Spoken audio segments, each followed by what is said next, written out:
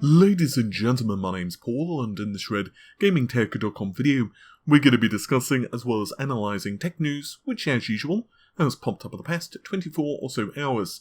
Hope you're all having an amazing day. We have an awful lot of news to get through in this particular video, but I'd like to start things out with Navi 12, which has been a very interesting GPU.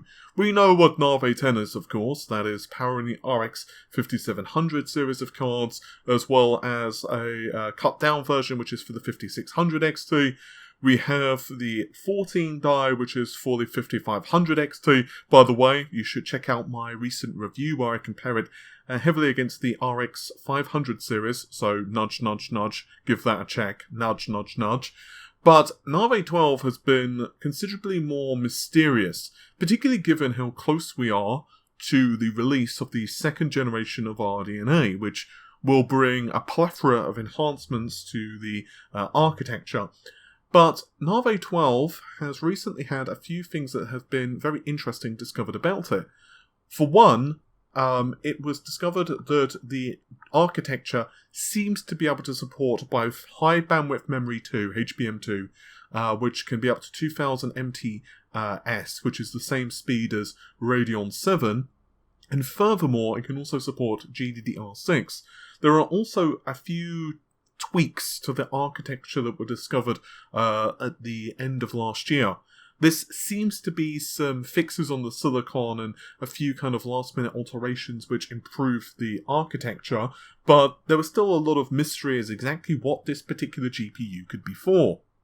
And now we finally have some solid information regarding the specifications and some of the usage data for these cards. So it has up to 40 compute units, with 36 active in some tests. As I mentioned a moment ago, high bandwidth memory 2 is equipped on the GPU, but interestingly, the clock frequency is actually kind of low. It's running at just 1144 MHz.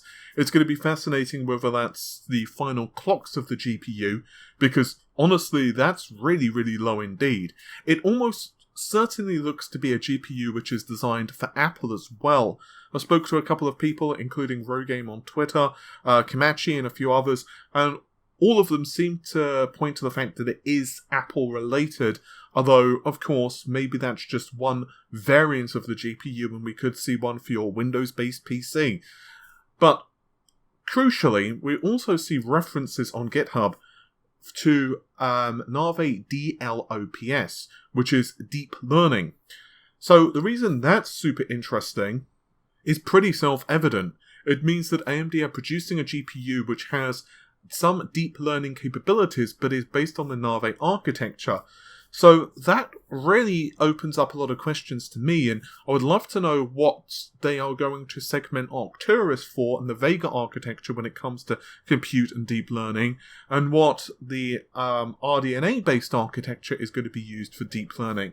Now, of course, there are a lot of theories we can start putting together, and I find it rather fascinating because if you circle back to March, which is, well, a long time ago now, so around 11 months ago, a source I was speaking to told me, and this is something you'll probably be aware of if you watched my Arcturus video recently, that AMD wants to bifurcate its efforts, I suppose, in the GPU space. It wants to produce one architecture which is primarily focused on gaming and that type of thing, but one which is also focused on data center and artificial intelligence.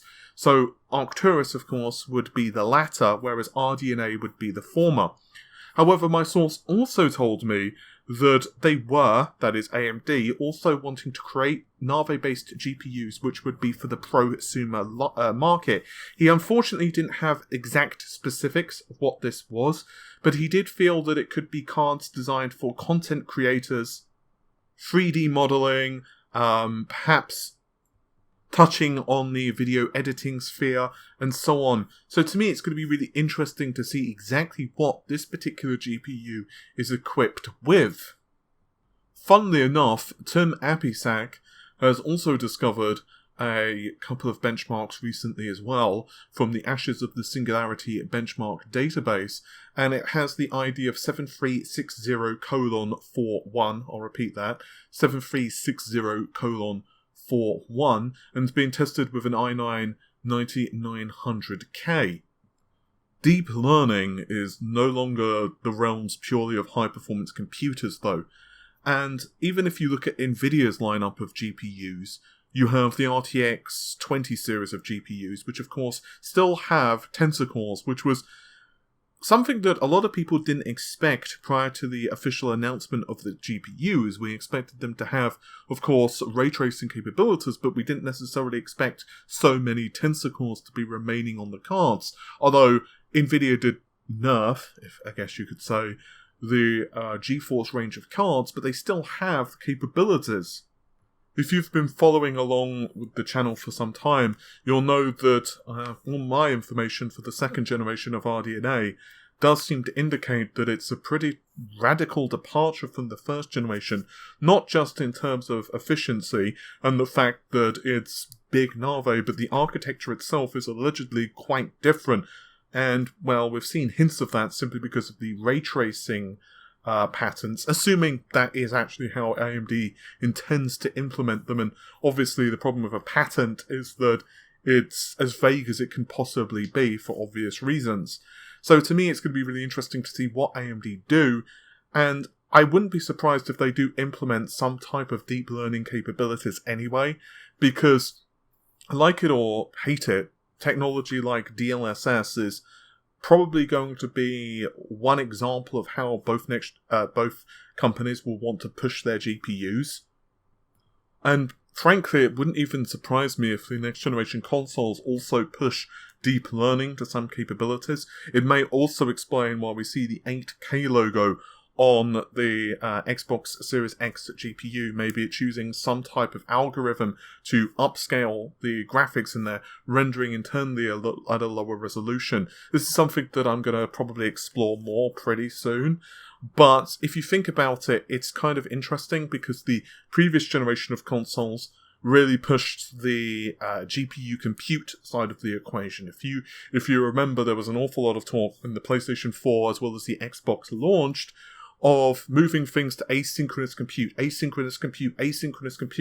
It was like one of those buzzwords you could not move without hearing the benefits of asynchronous compute. It was absolutely ridiculous.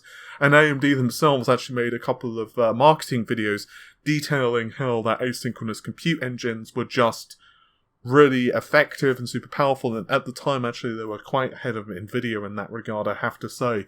So, to me, I think that a lot of this is probably going to link up somehow or another. I don't think Navi, of course, Navi 12 anyway, is anything console related, but still, I'm just saying that I think some of the fundamentals that we will see for the next generation are all going to start tying together. And now, I'd like to switch from AMD and their GPUs to Intel and their CPUs. Specifically, this revolves around the 10900K, although I do have some stuff regarding the servers in a moment, and also Intel's next generation of CPU architecture. But I would like to start out with the 10700K, which of course is part of Comet Lake, when eventually Comet Lake decides to show itself. As some of you know, Comet Lake is still Skylake. Insert the plus meme here, please, in the comments. But it does have some enhancements, namely that it has additional processor cores available to it, plus clock frequency has ramped up compared to what we saw with the previous Skylake CPUs. The other thing as well is that HT, hyperthreading, is basically plonked onto every single bloody SKU that they could potentially do it with financially. And this is for obvious reasons, because they are clearly going to be behind AMD in the thread and core count. I have gone into this much more extensively in an Intel Can They Compete video. The name actually eludes me offhand, but I'll try to remember to link it in the description of the video. But basically, long story short, the 10700K and other processors in Intel's next generation lineup are not going to be fundamentally that different architecturally, but they will still be fairly competitive in terms of gaming performance and applications which don't necessarily scale to a bazillion different cores. And applications as well, like games, of course, are also quite latency sensitive. So, yeah, the Zen architecture still has some problems where threads go from one chiplet to another chiplet, although obviously way better than what we saw with the older Ryzen CPUs. Okay, so I spent way too long discussing that and not the actual point. But what's really interesting is that 10700K, based upon leaked marketing slides thus far, can go up to 5.1 gigahertz with Turbo Boost 3. The single, that is with Turbo Boost 3, single core 5.1 gigahertz. But with single core boost clocks, it can be 5 gigahertz, and the base frequency is 3.8 gigahertz, and apparently 4.7 gigahertz for all 8 processor cores. So that's actually pretty darn snappy, as I'm sure you would agree. But there's been a leaked benchmark found by Tom Apisak, which is showing the CPU to run at 5300 megahertz. Which, maybe they've added a few additional pluses to the architecture, because that is ludicrously fast. A 9900K certainly can't do that all processor cores. I mean, well, I guess you can if you delit it and you're extremely lucky with a high-end, like, water cooling loop or something. But if this is indicative of what we can expect to see, especially if we can start seeing, like, 4.9 to 5 gigahertz all processor cores, that would be insane. Maybe this is another reason that Intel have delayed the launch of these CPUs. Maybe they're trying to crank out every last megahertz that they can possibly get to do the best they can to hold on to games. Repeating myself just for a moment, I really feel that Intel's only chance here is to compete in terms of pricing with AMD. As I said, they're going to definitely be behind thread count. So there's no way, even if they do run at 5300 megahertz with maximum turbo clock, and let's say they can hit 4.9-ish for all processor cores, they still won't be able to compete with Zen, a 2-powered 3950X, when it comes to multi-threading. But what they can do is with applications which really do love high clock speed, like, for example, Adobe Premiere, that would be a good application, I feel. And applications like games, of course. I feel Intel can still be fairly competitive, assuming they can price the CPUs correctly. Despite all of the 10nm memes for Intel, and quite frankly deservedly so, Ice Lake SP does look to be quite monstrous, and there is a fascinating result which has popped up on Geekbench. I will point out just momentarily that the thing about Geekbench is that small version increments can make, let's say, rather large differences to how a score is calculated. So if you're on, let's say, 4.3.3, and then you try to compare that score against 4.3.4, for example, then those two scores may not be comparable, despite the fact that they are still Geekbench 4. That's just a very important caveat. Regardless, Ice Lake SP has been something of the kind of a unicorn, quite honestly. We keep hearing from Intel that it's coming on. But finally we have a leak for the first Whitley leak part, and it is an Ice Lake SP processor, which is, of course, based on 10nm.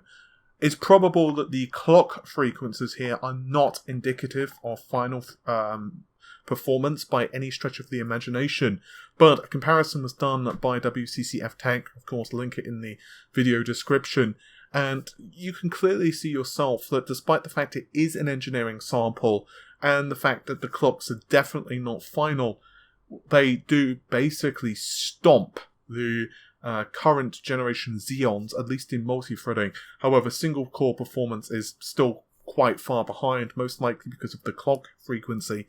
Honestly, Intel definitely needs to pull its finger out when it comes to the server market, despite the fact that AMD are maybe not having the runaway success that they potentially expected.